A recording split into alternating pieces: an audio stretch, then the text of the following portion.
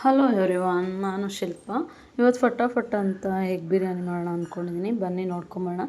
ನೋಡಿ, ಈ ರೀತಿ ನಾನು ಮೊಟ್ಟೆ ಬೇಯಿಸಿಟ್ಕೋತಾ ಇದ್ದೀನಿ. ಒಂದು 10 ತೊಗೊಂಡಿದ್ದೀನಿ ನಾನು ಮೊಟ್ಟೆ.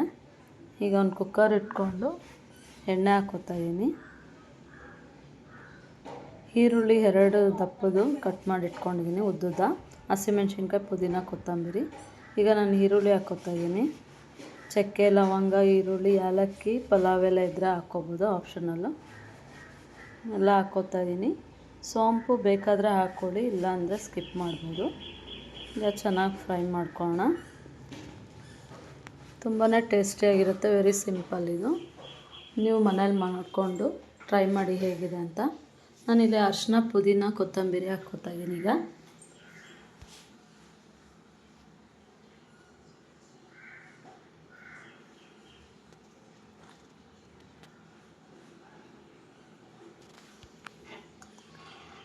ಚೆನ್ನಾಗಿ ಫ್ರೈ ಆಗ್ತಿದೆ. ಈಗ ಈರುಳ್ಳಿ ಎಲ್ಲ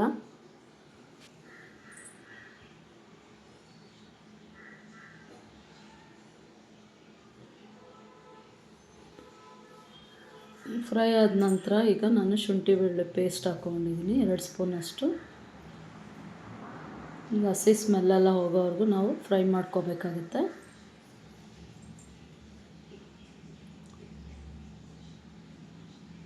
ಈಗ ಟೊಮೆಟೊ ನಾನು 2 ಕಟ್ ಮಾಡಿ ಇಟ್ಕೊಂಡಿದ್ದೆ, ಸ್ವಲ್ಪ ದಪ್ಪದು. ಈ ರೀತಿ ಕಟ್ ಮಾಡಿ ಇಟ್ಕೊಂಡಿದ್ದೀನಿ ಟೊಮೆಟೊನ. ಈಗ ಟೊಮೆಟೊ ಹಾಕ್ಕೋತಾ ಇದ್ದೀನಿ. ಚೆನ್ನಾಗಿ ಫ್ರೈ ಆಗಲಿ ಟೊಮೆಟೊ.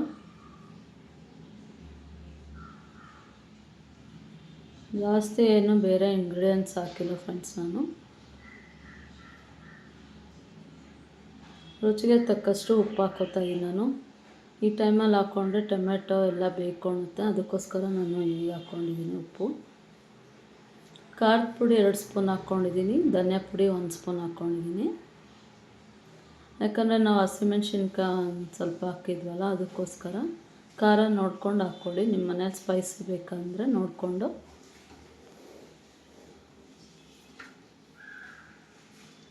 ಈಗ ಚೆನ್ನಾಗಿ ಫ್ರೈ ಆಗಿದೆ. ಈಗ ಕರ್ಡ್ ಹಾಕ್ಕೋತಾ ಇದ್ದೀನಿ ನಾನು ಸ್ವಲ್ಪ.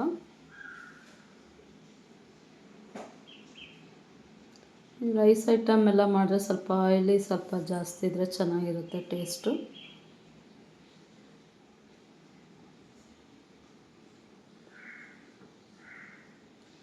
ನೋಡಿ, ಚೆನ್ನಾಗಿ ಫ್ರೈ ಆಗಿದೆ. ಈಗ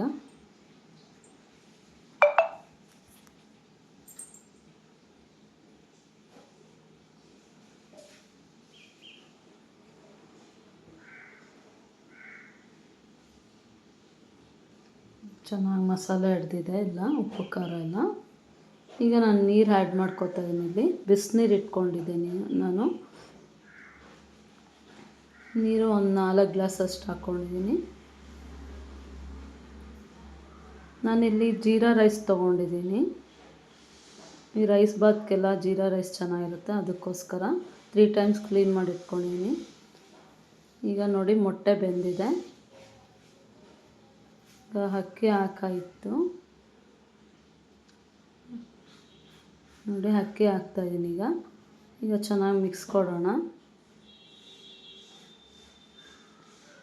ಇದು ಕ್ಲೋಸ್ ಮಾಡೋದು ಬೇಡ ಕುಕ್ಕರೀಗ, ಸ್ವಲ್ಪ ಹೊತ್ತು ಹಾಗೆ ಕುದೀತಾ ಇರಲಿ. ನೋಡಿ, ಎಲ್ಲ ಚೆನ್ನಾಗಿ ಮಿಕ್ಸ್ ಮಾಡಾಯಿತು.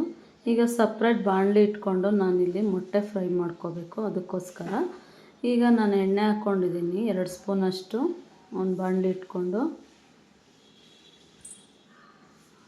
ಅರಿಶಿನ ಹಾಕ್ಕೊಂಡಿದ್ದೀನಿ 1 ಸ್ಪೂನಷ್ಟು.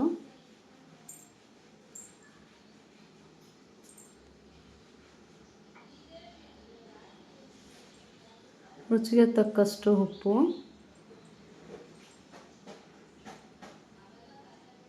ಚಿಲ್ಲಿ ಪೌಡರ್ 3 ಹಾಕ್ಬಿಟ್ಟು ಈಗ ಮೊಟ್ಟೆ ಬೇಯಿಸಿರೋ ಅಂಥ ಮೊಟ್ಟೆನ ನಾನು ಫ್ರೈ ಮಾಡ್ಕೋತಾ ಇದ್ದೀನಿ.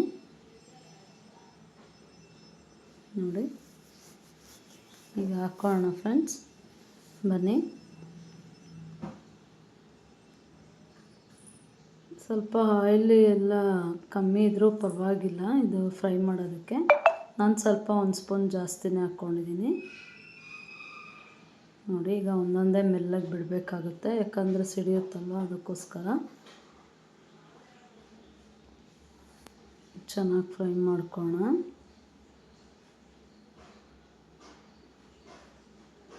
ಈಗ ಆಗಿದೆ. ಈಗ ಮೊಟ್ಟೆ ಒಂದೊಂದೇ ನಾವು ಕುಕ್ಕರಲ್ಲಿ ಬಿಡಬೇಕಾಗುತ್ತೆ. ಇಷ್ಟೇ ಫ್ರೆಂಡ್ಸ್, ಈಸಿ ಇದು ಎಗ್ ಬಿರಿಯಾನಿ ಮಾಡೋದು.